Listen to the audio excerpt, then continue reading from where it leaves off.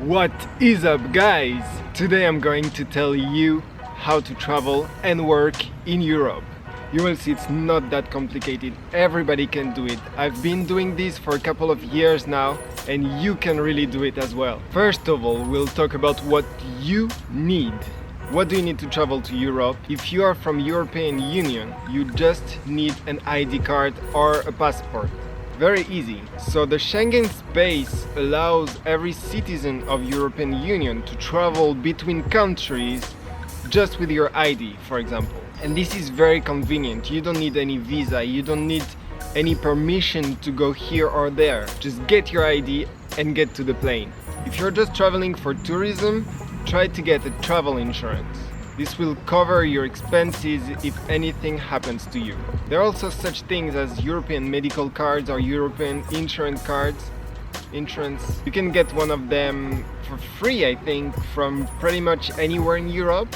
And this will also protect you in case anything happens, like you get sick or you need to buy this or that medicine. But if you travel for work, try to get a job that will give you health insurance. Always. This will prevent you from a lot of stress and a lot of money loss. Most of the companies nowadays provide those medical insurances, so don't worry, you'll find something. Now let's talk a bit about plane tickets.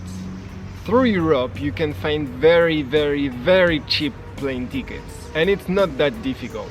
Low fares companies are your best friends. Many companies travel just through Europe. They don't go any further and they make a lot of going and coming back in the day or in the week. The two best moments to book a flight is a long time before you're going or at the last moment, of course. There you will find the cheapest prices. But keep an eye on the flights all the time. Go to private mode if you want, but keep an eye all the time. The prices are changing very fast. You can have a plane for 100 euros day one and the day after it's 15 euros. Keep an eye on it. Also, don't hesitate too much. If you find a very nice price, don't think like, oh, maybe tomorrow it will be better. No. So many times it happened to me that I have a cheap flight and I'm like, maybe I should wait a bit, maybe I'm not ready. And the day after it's 50 euros more and I'm like, no, I'm losing so much money. And this is so frustrating, so don't do it. Alright, you've got your documents, you've got your plane. Now you need a place to sleep, right? The best deal, of course, would be to find a job that provides you accommodation. There are not a lot of them out there, but there are some of them. If you're lucky enough to find one, go for it, really. Some places might be more expensive than others for accommodation, but there are a few tricks so you can save some money. For example, you can take a flat or an accommodation that is a bit outside of the city center if you're going to work in a big city. Like this, the price will decrease a lot. Sometimes just a hostel or Airbnb will do. And if you don't have any budget at all for accommodation, there are also solutions like couchsurfing, like Workaway. Workaway is one of the platforms that will allow you to go and work a couple of hours per week in a place that will provide you accommodation. Think about it, you will save a lot of money. Let's talk a bit about life itself. You really need to think about where you're going. What I mean is, depending countries in Europe, the cost of living can be much higher or much lower. Something else that can differ according to the country you're going to is the climate. In Europe there are very cold countries, just like very hot countries. So always be careful with that and prepare yourself well before you go. You'll also have to think in advance about your environment. For example, will you need a driving license where you're going to travel or to work? Will you need a car?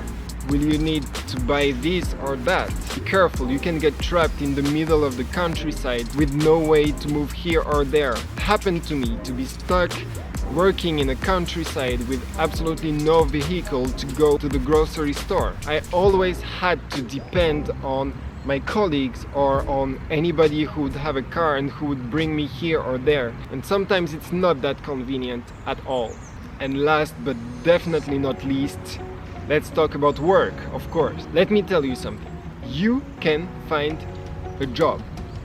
Yes, you can. Even if you're a beginner or an expert in your field, you can find something.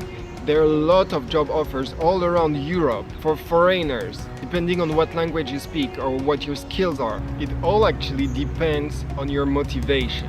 If you're motivated and you know what you want to do, you will achieve it and you will find this job abroad. If I could give you a tip, it's always better to find a job before you actually go somewhere. Sometimes they will even pay for your plane ticket. Like this, you know that you arrive and some people will take care of you and you have your job and you're really mentally free to carry on with your new life abroad. But this is the ideal case. Sometimes you can't really find anything and you will have to go there and look for yourself. But trust me, you will always find something. I'm going to give you a couple of examples of jobs that are very easy to get, just in case you don't have any idea of what career or what job you want to try. It can be a normal job, just like a seasonal job if you want to go just for the summer or the winter, for example. The first one is hospitality.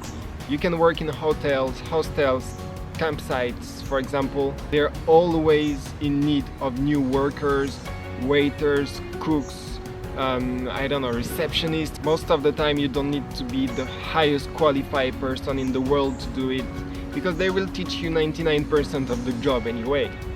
Then you have online works. This will mostly depend on what languages you speak. If you at least speak English, you have a great chance to get an online job anywhere in Europe.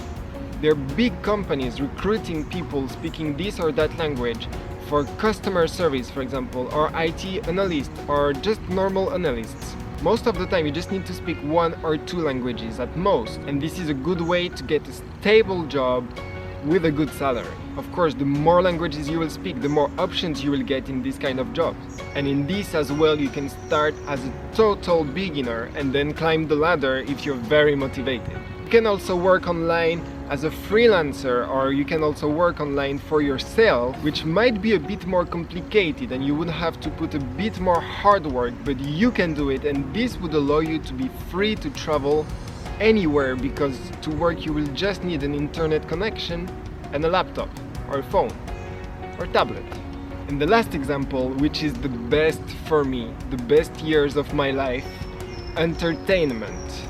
If you're young in head and you're ready to have a great summer vacation or winter vacation, if you're ready to spend time with great people, enjoying yourself, dancing, singing, running, laughing all day long, giving a lot of energy and sharing all of this with your customers, you can work in entertainment quite anywhere. There are a lot of big entertainment companies who will hire you to be an entertainer in a hotel or in a campsite. You get a pretty good salary, and it most of the time comes with food and accommodation. Also, if you finish your contract, they will even pay your plane ticket, they will even hire you more and more. It's a really great and easy job to get. Now you've got all of your job ideas, but where to search for all of them?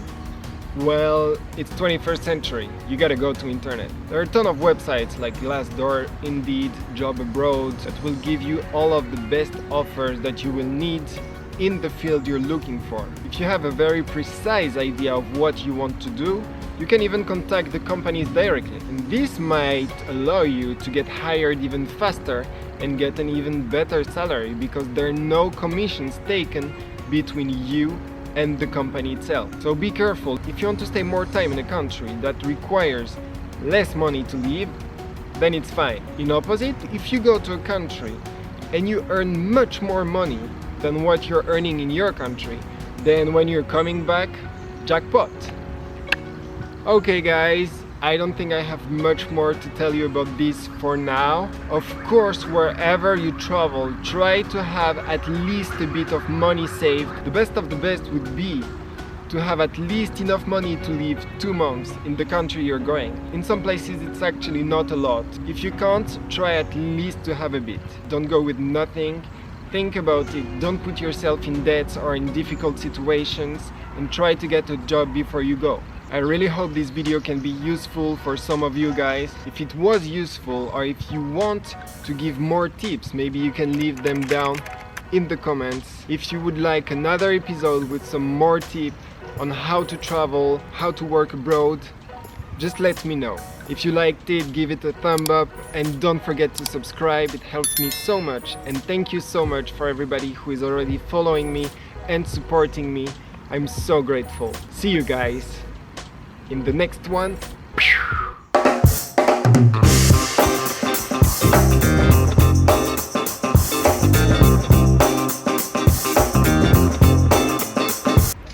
They don't go first.